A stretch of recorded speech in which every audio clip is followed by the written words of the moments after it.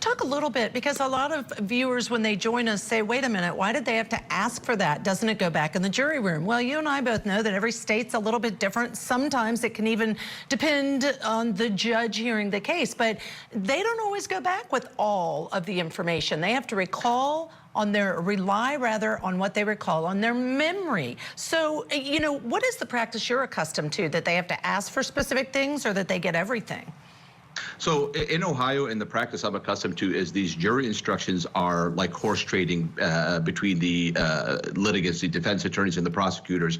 And the jury instructions, what the court system tries to do in Ohio is try to kind of control what the jury sees in an attempt to kind of limit the amount of distractions, even though evidence is not technically a distraction. So from what I'm accustomed to is the jury's going, if you give them all the evidence, a jury can't make a decision, because then you're asking them to look at all the evidence that the prosecutors thought mattered and the defense attorneys mattered.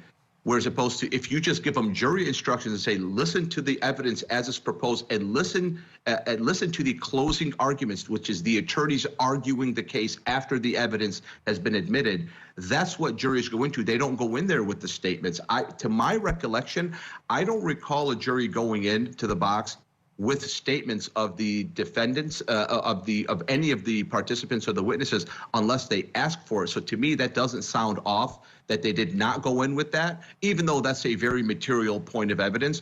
And the judge could have just said, well, you heard it be admitted into evidence along with a million other things, but hey, I guess this matters to you. You want to granularly debate it. It also sounds to me like at least one juror is debating with another juror as to what that statement said. And they said, you know what, let's look at the statement and see which one of us is right.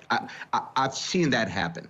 And I agree with you. And remember, he testified. So, of course, they have a written statement they can look at, and they can weigh that against his testimony in court. And I appreciate you pointed out, that it is different in different places, but then in Ohio, and I don't disagree with it, because jurors are always told, you are going to have to rely on your memory, what you heard, and then you have to debate that during deliberations if you disagree. So I think it's sound practice. Of course, if we have any more updates, we're going to bring them to you. You're going to stay with me, Michael.